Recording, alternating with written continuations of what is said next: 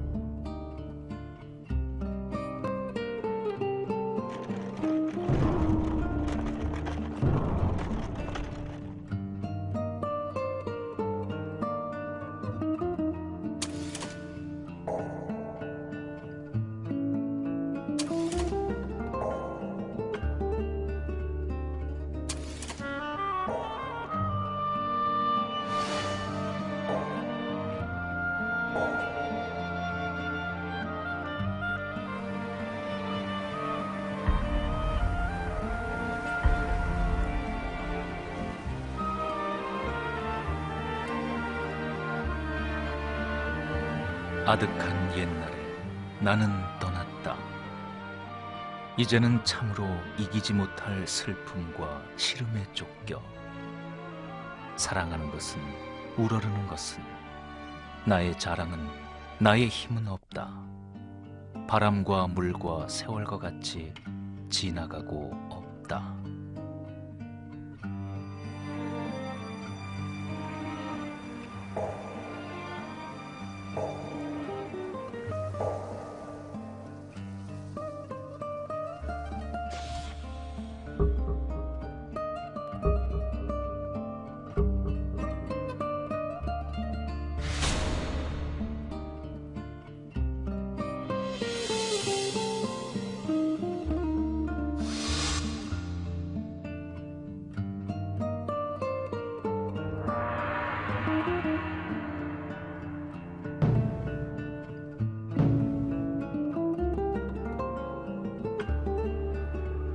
어느 사이에 나는 아내도 없고, 또 아내와 같이 살던 집도 없어지고, 그리고 살뜰한 부모며 동생들과도 멀리 떨어져서 그 어느 바람 새인 쓸쓸한 거리 끝에 헤매였다. 이리하여 나는 이 습내 나는 춥고 누긋한 방에서 낮이나 밤이나 나는 나 혼자도 너무 많은 것 같이 생각하며 내 슬픔이며 어리석음이며를 소처럼 연하여 새김질하는 것이었다.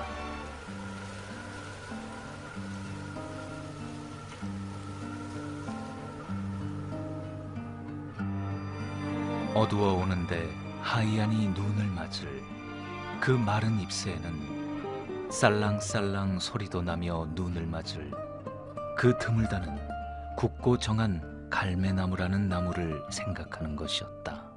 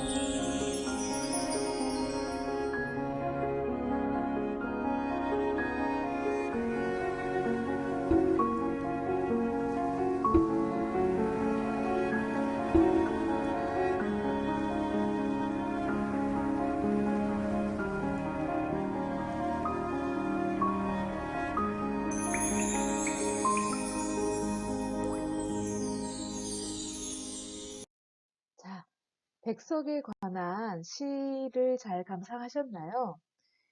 백석이 살았던 사회 문화적 상황까지 잘 그려져 있는 영상이었기 때문에 여러분이 백석이라는 시를 이해하는 데 더 도움이 되었을 거라고 생각합니다. 백석이라는 시인은 사실은 금서조치가 한동안 되었다가 그의 시가 이제 가장 최근에 이렇게 빛을 발하게 되었는데 그 이유는 그가 이제 남북정책 이후에 이제 북한에 머무르게 되면서 이제 탈북 시인이다라고 하는 오명을 뒤집어 쓰었죠. 그러다가 이제 그의 시에 대한 가치가 재조명되면서 이제 어떤 그 분단에 대한 어떤 시각이 달라지면서 그런 거에서 좀 자유로워지면서 그의 시들을 많이 이제 우리가 감상할 수가 있게 되었는데요. 저는 이제 뒤에도 나오는 시이지만 백석의 시들을 보면 굉장히 솔직하고 담백하고 너무 아름다워서 참 그의 시를 저도 좋아하는 편이에요. 뒤에 이제 흰 바람벽이 있어라고 하는 시를 좀 이따가 또 소개를 해드릴 텐데 이제 그것을 하기 전에 먼저 학습활동 78쪽부터 정리하고 우리가 한번 넘어가 보도록 하겠습니다. 자, 시를 여러분이 이제 학습을 하셨으니까 그걸 바탕으로 여기 있는 학습활동 문제 1, 2, 3을 한번 해결해 보겠습니다.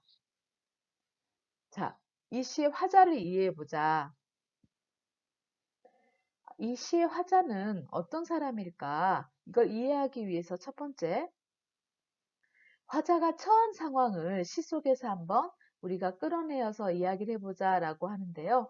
우리 이제 일행에서 팔행 중에서 화자가 처한 상황을 파악할 수 있는 어떤 시 구절을 보면 아내도 없고 뭐도 없고 멀리 떨어지고 바람 쐬인 센 쓸쓸한 거리 끝에 헤매이고 이런 걸 통해서 우리는 시적 화자가 가족과 헤어져 홀로 지내고 있고 외롭고 그 다음에 외롭게 홀로 유랑하고 있고 뭐 이런 어떤 상황을 유추해낼 수 있는데요. 그걸 빨간색 글씨처럼 정리해 볼 수 있겠습니다. 가족과 떨어져 힘겹게 타향을 헤매다가 어느 목수의 집에 그러니까 박시봉이라는 목수의 집에 누추한 방에 새 들어 살게 되었다라고 우리는 화자가 처한 상황을 이렇게 한번 정리해 볼 수 있겠습니다. 네, 그러면 우리 한번 그 다음 문제 2번으로 가보도록 할까요? 이 시에서 화자의 내면이 어떻게 변화하고 있는지를 정리해보자 라고 했는데요. 우리 전 시간에 그러나라고 하는 단어를 중심으로 해서 시상이 이렇게 반전된다라고 하고 표현을 할 수 있을까요? 달라지는 어떤 그런 계기가 있었잖아요. 그래서 우리는 이제 9행에서 19행까지는 이제 하강의 어떤 그런 제 시적 화자의 어떤 마음 상태나 컨디션이나 이제 그런 시상 전개가 되다가 그러나라고 하는 20행부터는 자신의 뜻이나 힘이 아닌 더 크고 높은 것이 자신을 이끈다라고 생각하면서 굳고 정한 갈매나무를 떠올리면서 이제 삶에 대한 의지를 다지지 않습니까? 네.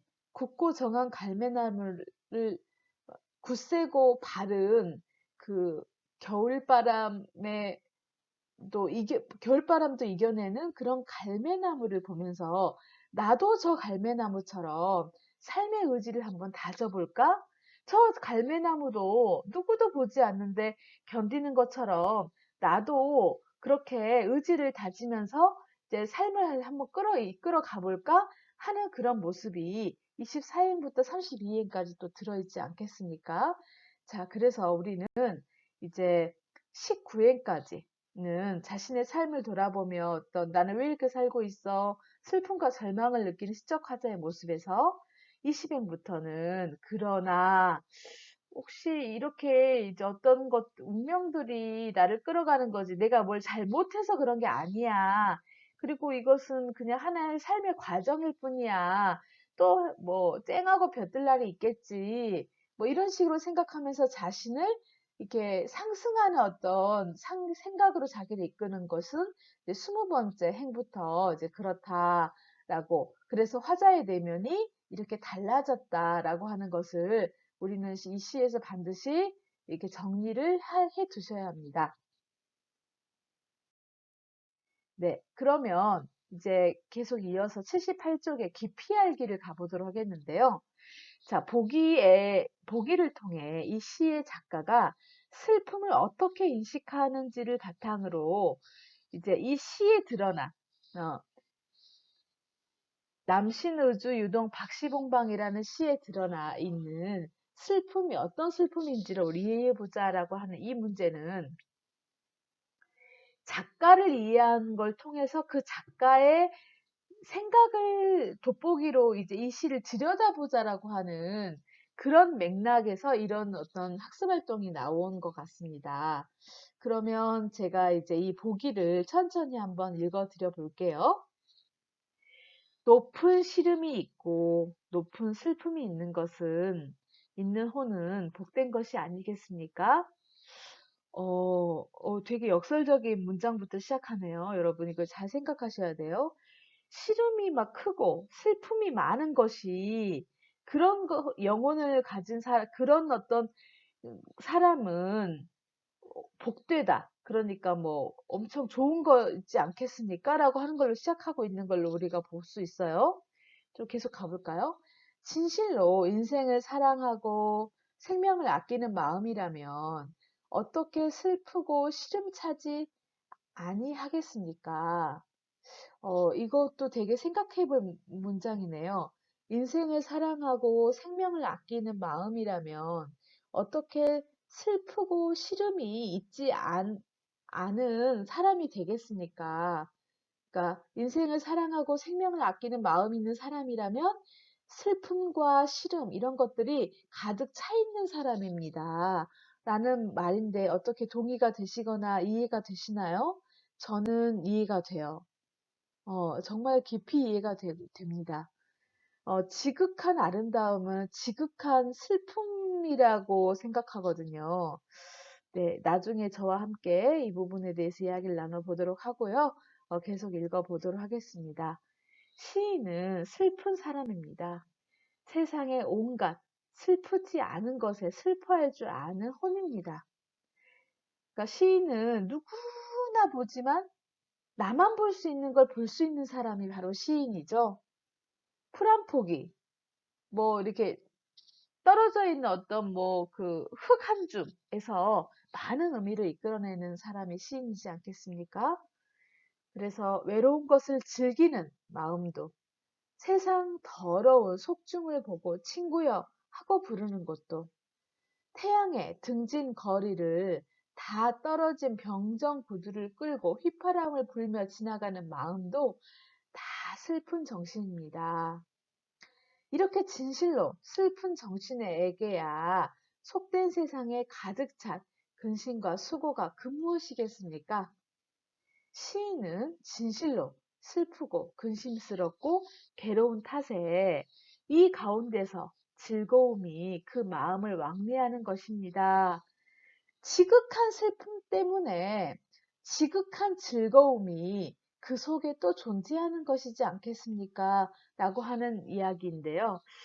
음, 이해가 되는 학생도 있을 것이고, 이해가 되지 않는 학생도 있을 것 같아서, 참, 이번 문제는, 이거, 여러분을 직접 만나서 눈을 보면서 우리가 어떤 정서의 교감을 하면서 이걸 서로 이해를 하면 좋은데, 일단 이렇게 읽어드리고, 이것을 이제 이 백석이 여수 박팔양씨 시초 독후감이라고 하는 그 글 속에서 이제 쓴 슬픔이라고 하는 어떤 이야기 대목인데요.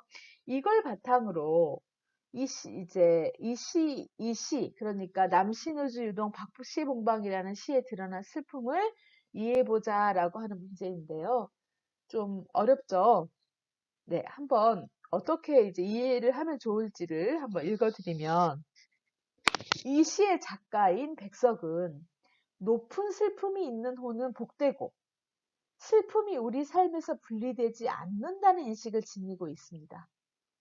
그러니까 슬픔 하면은 마이너스적인 감정이라 생각해서, 이거는 나에게 좀 멀리 떨어져야 되는 감정이야. 라고 멀리 이렇게, 어, 한쪽으로 치우고 싶은 마음이 우리들에게 있지요. 그런데 시인은 그렇지 않다라고 말을 하는 거죠. 그러니까 슬픔은, 이렇게 여러분 슬플 때 꺽꺽 울음이 나오고 뭔가 슬플 때 뭔가 내가 좀 더 진실해진다라는 그런 느낌을 가진 적이 있으신가요? 그런 느낌으로 제가 예를 한번 들어보고 싶은데, 그 높은 슬픔은 높은 아름다움이라는 것으로 저는 통한다는 게 이제 바로 그런 점들이거든요. 그래서 이제 슬픔은 우리 삶에서 절대 분리될 수가 없다. 그거는 이제 이런 표현이 있잖아요. 우리 인생은 뭐 인생지사 희노애락. 그러니까 이런 어떤 다양한 감정들이 우리 희노애락, 기쁘고, 노엽고, 애, 슬프고, 즐거움. 이런 감정들은 우리 삶에서 늘 가까이 있는 감정들이고, 우리와 함께 있는, 몸에서 떨어질 수 없는 그런 감정이다라고 하는 그런 희노애락이라는 단어까지 만들어질 정도로. 자, 그래서 이런 관점에서 볼 때 이 시의 슬픔은 화저로 하여금 죽을 수밖에 없다고 느끼게 할 정도로 괴로운 것이지만, 또한 더 크고 높은 존재에 의해 운명적으로 부여된 것이죠. 그러니까 어떻게 한 번 더 여러분께 쉽게 설명을 드리고 싶냐면 이거예요.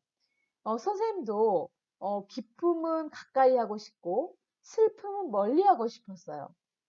제가 어렸을 때, 지금 여러분과 비슷한 나이일 때. 근데 지금은 슬픔이나 기쁨이 어, 똑같이 그냥 감정인 거예요. 슬픔은 눈물이 나는 감정이고, 기쁨은 몸에서 열이 나는 그냥 감정인 거예요.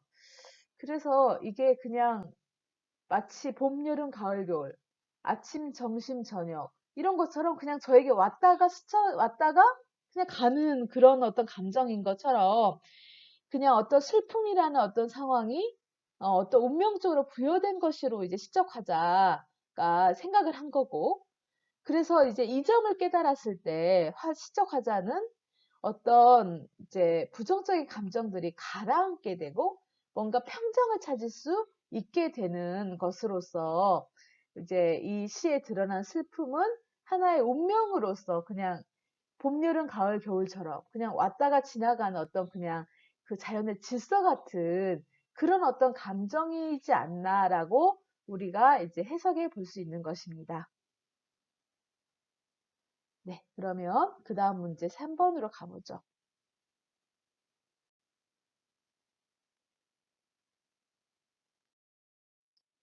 보기는 이 시와 관련성을 지닌 단편 소설의 일부입니다. 김소진의 갈매나무를 찾아서라고 하는 소설의 한 부분인데요. 상호 텍스트적 맥락에서 두 작품을 비교하며 감상해 보라는 그런 문제인데요. 그러니까 이 김소진이라는 작가는 사실은 자전거 도둑이라는 소설로 더 우리에게 많이 알려진 작가죠.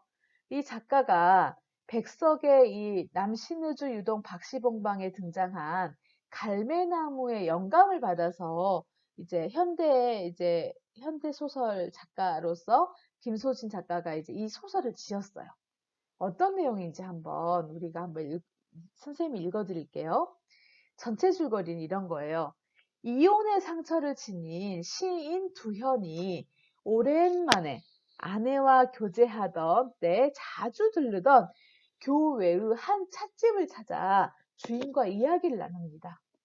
그리고 그곳을 나와 비를 몰고 오는 먹구름을 본 두현이 마구 달리기 시작했을 때 오랫동안 막혀 있던 시상이 터져 나오는 그런 순간이 이제 전체 줄거리인데요. 그러니까 이제 이 작품에 등장하는 두현이는 어 이제 어떤 상황이냐면 이혼을 했고, 그다음에 그로 인해 상처가 있고, 그의 직업은 시인인데 이제 아내와 교제할 때 찻집에서 주로 이제 이렇게 데이트를 했던 그런 어떤 것이 우리가 이제 파악해 볼 수 있는 이제 소설의 어떤 단서들이죠. A, CC에. 그럼 전 부인은 진짜 유학을 갔어요? 아직까지 한 번도 못 만났으니 그럴 가능성도 있을 겁니다. 그럼 요즘도 아이 꿈을 꾸세요? 아니요. 요즘은 한 나무에 대한 꿈을 꾸는 편이죠. 나무요? 나무입니다. 아주 헝걸차고 씩씩한 녀석이죠. 바로 수갈매나무입니다. 갈매나무가 암수 땅그루 나무인 건 아시죠? 암수 땅그루나요? 왜 은행나무처럼 암컷과 수컷이 따로 있다 이겁니다. 제가 여태껏 보아온 건 모두 암그루였죠. 아직 수그루를 한 번도 보지 못했죠. 아마 어느 깊은 계곡 어디에선가 뿌리를 받고 홀로 눈보라와 찬비와 거친 바람을 맞으며 추운 계절을 꿋꿋이 견디며 힘차게 수액을 높은 우둥지 위로 뽑아 올리는 자태를 간직한 수구를 알아보게 될 겁니다. 그럴 날이 꼭 올 겁니다. 제 꿈이 그렇거든요. 그놈을 봤어요. 한 번도 아니고 두 번도 아니고 몹시 앓을 땐 내가 직접 그 갈매나무가 되는 꿈을 꿔요. 아주 편안한 나무가 되는 꿈을 꿔요. 자, 그러면 이제 가로 1번의 문제입니다. 이 시의 화자와 보기의 인물인 두현이 처한 상황을 한번 비교해 볼까요? 이 시의 화자가 아내도 집도 없이 타향에서 쓸쓸히 지내고 있는 것처럼 보기 속에 있는, 그러니까 김소진 갈매나무를 찾아서라는 단편소설 속의 두현이라는 인물도 뭔가 상실, 외로움, 단절, 절망, 어떤 그런 어떤 아픔과 상처와 상황에 놓여 있다라고 해서 이제 시 속의 화자와 보기 속의 인물이 비슷한 처지에 놓여 있다라고 우리는 비교해서 결론을 내려볼 수 있겠습니다. 자, 그러면 두 번째 문제가 되겠습니다. 이 시의 갈매나무와 보기의 갈매나무가 지닌 공통적인 기능은 무엇인지 이야기해보자. 자, 남신우주 유동 박시봉방이라는 시 속의 갈매나무와 김소진 작가의 갈매나무를 찾아서라고 하는 갈매나무가 역할이 다른 것 같으신가요? 아니면은 둘 다 어떤 굳센 이미지, 내 삶의 의지를 다지는 어떤 그런 기능을 하는 어떤 상징적인 존재. 자, 여러분, 전자의 의미가 강한 것 같아요? 아니면 전자와 같이 뭐, 이렇게 서로 다른 것 같아요? 아니면 선생님이 말한 후자와 같이 굳센 이미지와 삶의 의지를 되새기게 하는 공통적인 기능을 가지고 있나요? 그렇죠. 네, 김소진 작가가 갈매나무를 찾아서라고 하는 이 소설을 쓸 때 그 모티프를 백석의 그 남신우주 유동 박시봉방이란 시 속에서 시적 화자가 갈매나무를 바라보며 자신의 삶의 의지를 되새기는 그런 어떤 장면이 굉장히 이 김소진 작가에게 굉장히 크게 다가왔나 봐요. 그래서 그 소재를 이 소설화를 한 거잖아요.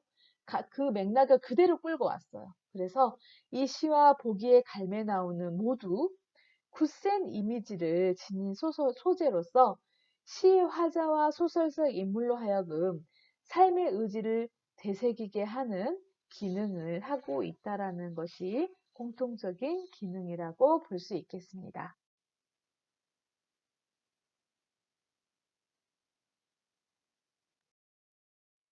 네, 그러면 이제 80쪽에 펼쳐보기라고 하는 문제를 잠깐 보시면요. 이제 4번 문제 같은 경우에는 우리가 시를 실제로 감상해서 서로 친구들과 소통해보는 그런 활동이 되겠는데요. 자, 이 문항은 추후에 수행평가로 여러분이 시 감상을 할 수 있도록 이제 예정되어 있습니다. 그래서 대면계약 이후에 우리가 추후에 수행평가로 이제 이 활동을 직접 한번 해보는 것으로 하겠고요. 자, 이제 거의 이제 끝을 향해 갑니다. 작품 갈무리로 하겠습니다. 여러분 교과서 81쪽이 되겠는데요. 여기를 여러분 다 이제 수업 시간에 배웠던 내용인데 이걸 다시 한번 이렇게 천천히 정리하면서 작품을 마무리해 보도록 하겠습니다. 자, 이 작품은요, 유랑 생활 동안 겪은 삶의 비애를 노래하면서도 높고 강인한 의지를 잃지 않는 시인의 모습을 담은 서정시입니다. 자, 제목은 남신의주의 유동이라는 지역에 사는 박시봉의 집에서 이 편지를 보냅니다 라는 뜻으로 편지에 적는 발신인의 주소를 그대로 시의 제목으로 했다는 것이 이 시의 어떤 특징이라고 볼 수 있습니다. 재밌죠? 발상이. 그래서 이 시의 화자는 박시봉이라는 사람의 집에 방을 얻어 살고 있는 자신의 처지와 심경을 밝히고 있는 것을 제목에 이제 함축적으로 이제 내포하면서 이 시가 출발하고 있다고 볼 수 있겠는데요. 이 작품은 모두 32행, 되게 길죠? 이루어진 자유시입니다. 어떤 뭐 율과 격을 막 이렇게 굳이 맞추지 않았잖아요. 그래서 이제 자유시, 산문시로도 볼 수 있는데요. 크게 1에서 19행까지 앞부분과 20에서 32행까지의 뒷부분으로 나눌 수 있는데 앞부분에서는 화자가 박시봉의 집에서 홀로 살면서 느끼는 실존적인 비애와 고독을 표현하고 있고 뒷부분에서는 화자가 무기력한 자아를 인식하고 운명과 초월적 존재를 깨달음으로써 새롭게 어떤 삶의 의지를 다지는 그런 어떤 장면으로 전환되는 것이 그려지고 있어요. 이처럼 이 시의 화자는 가족과 떨어져 타지에서 지내면서 슬프고 부끄러운 자신의 삶을 돌아보고 있습니다. 그러나 그렇게 지내면서 이제 갈매나무를 떠올리면서 굳고 정한 존재로서의 상승을 다짐하는 화자의 태도가 이 시의 주제를 선명하게 드러낸다고 볼 수 있습니다. 그 표현상의 특징으로는 산문체의 유장한 호흡, 내면의 진정성 있는 고백적인 어조, 이런 것들이 이 시의 어떤 표현상의 특징이라고 볼 수 있고요. 이 시의 핵심 소재인 갈매나무는 오랜 슬픔과 고독의 끝에서 발견한 새로운 의지의 산물로서 이 작품이 암시하는 희망의 상징입니다. 희망. 너무나 좋은 단어죠. 희망. 우리는 희망이 있지 않고서는 살아갈 수가 없어요. 여러분에게는 어떤 희망이 있으신가요? 자, 이 시를 통해 우리는 문학작품에 반영된 시대적 배경, 작가의 상황, 다른 작품과의 관계 등 여러 맥락에서 작품을 감상하고 그 결과를 다른 사람들과 소통하며 수용하는 태도를 기르는 어떤 기회가 되었길 바랍니다.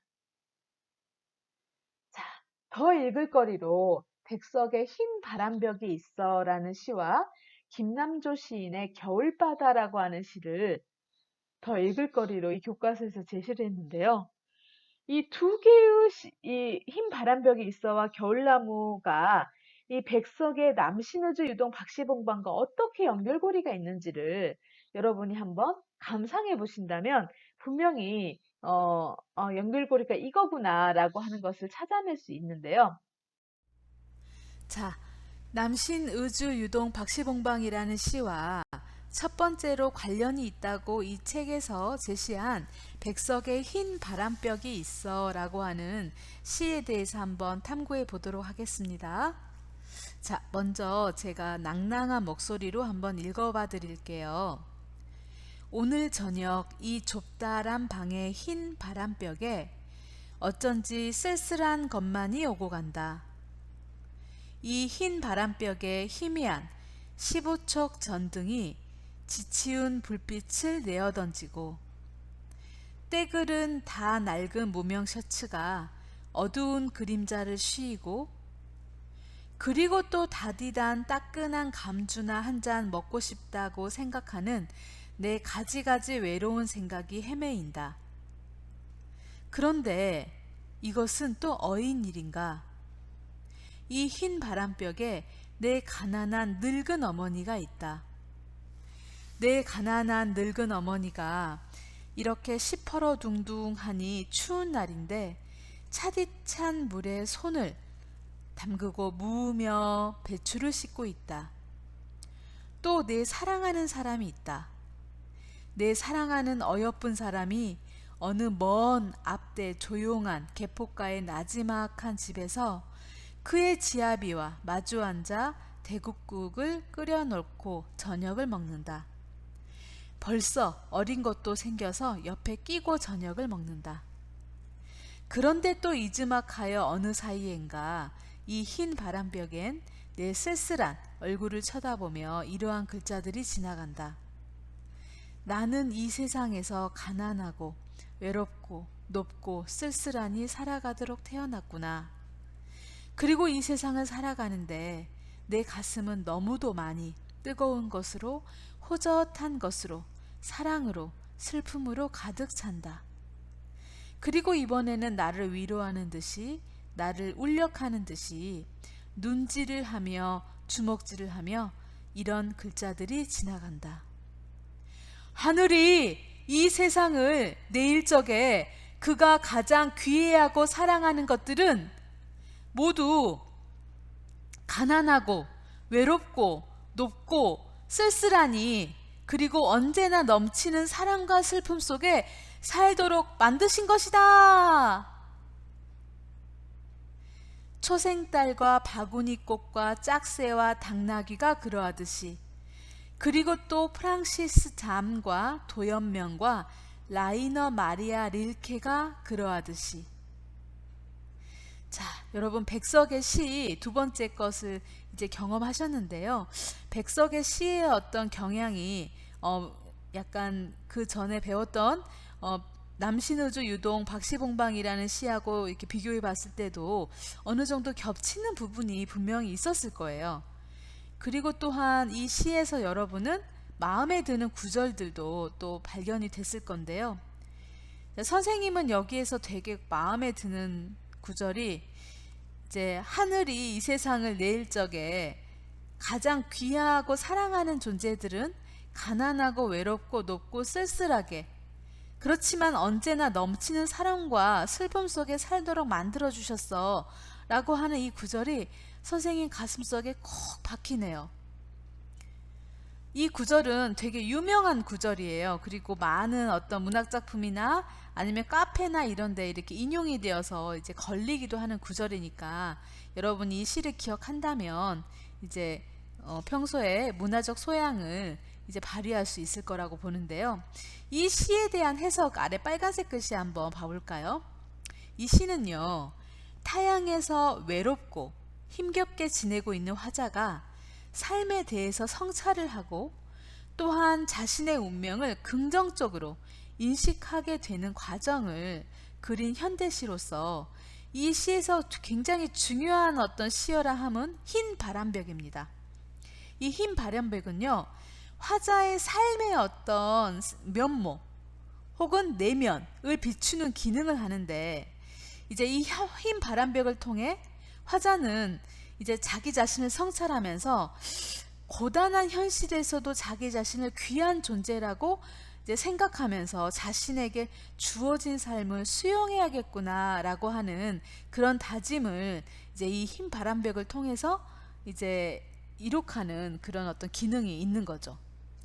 자, 이 시는 남신우주 유동 박시봉방이라는 시와 어떤 면에서 유사한 부분이 있나요? 선생님이 하나를 꼽자면 이런 게 있네요.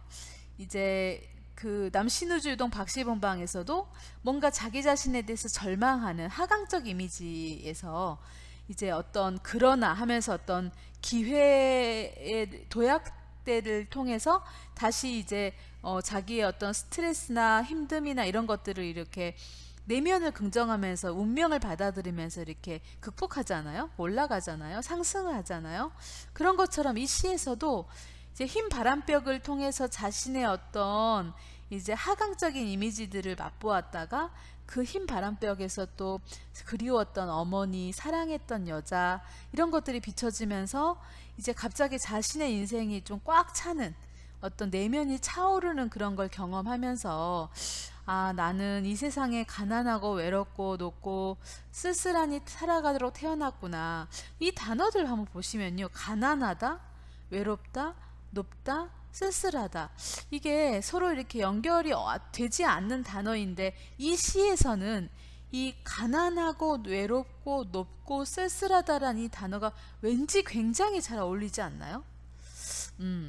이제 이 선생님의 말을 이해하는 친구는 이제 문학적 감수성이 뛰어난 친구예요. 외로우니까 높을 수 있고, 쓸쓸하니까 가난할 수 있고, 이 단어 네 개가 굉장히 잘 선택이 된 것 같습니다. 네, 그런 측면에서 남신의주 유동 박시봉방이라는 시와 이 시가 어떤 공통점으로 엮어서 읽을 만한 시 작품이 되는 것 같습니다. 그러면 그 다음 작품, 김남주 시인의 작품도 한번 감상해 볼까요? 자, 겨울 바다에 가 보았지. 미지의 새, 보고 싶던 새들은 죽고 없었네. 자, 시적 화자가 왜 겨울 바다를 갔을까 생각하면서 한번 백석의 남신의주 유동 박시봉방과 어떻게 연결고리가 있을까 생각하면서 한번 감상해 볼까요? 그대의 생각을 했건만도 매운 해풍에 그 진실만저 눈물져 얼어버리고 허무의 불, 물이랑 위에 불 붙어 있었네. 나를 가르치는 건 언제나 시간. 끄덕이며 끄덕이며 겨울 바다에 섰었네. 남은 날은 적지만 기도를 끝낸 다음 더욱 뜨거운 기도의 문이 열리는 그런 영혼을 갖게 하소서. 남은 날은 적지만 겨울 바다에 가보았지. 인고의 물이 수심 속에 기둥을 이루고 있었네. 자, 김남조의 겨울바다라는 시입니다. 이 시는 어떤 측면에서 백석 시인 남신의주 유동 박시봉방과 연결고리가 있을까? 그 아래 빨간색 글씨 부분을 한번 보면요. 섬세하고 감각적인 언어로 삶의 허무와 그 극복 의지를 형상화했죠, 이 시에서. 그래서 화자는 황량한 겨울바다를 마주하며 깊은 절망감과 허무의식을 드러내지만, 그 절망감 속에서도 이를 극복하려는 의지를 이 시 속에서는 표현해서 하고 있습니다. 즉, 이 시에서 겨울바다는 죽음과 소생, 절망과 희망, 상실과 획득이라는 대립적 이미지를 드러내는데요. 화자는 이를 통해 고통 속에서도 깨달음을 얻고 생을 긍정하는 자세를 보여주죠. 이것이 바로 백석의 남신의주 유동 박시봉방이라는 시와 연결고리가 있기 때문에 엮어 읽기의 작품으로 이 작품이 소개된 것으로 보여집니다.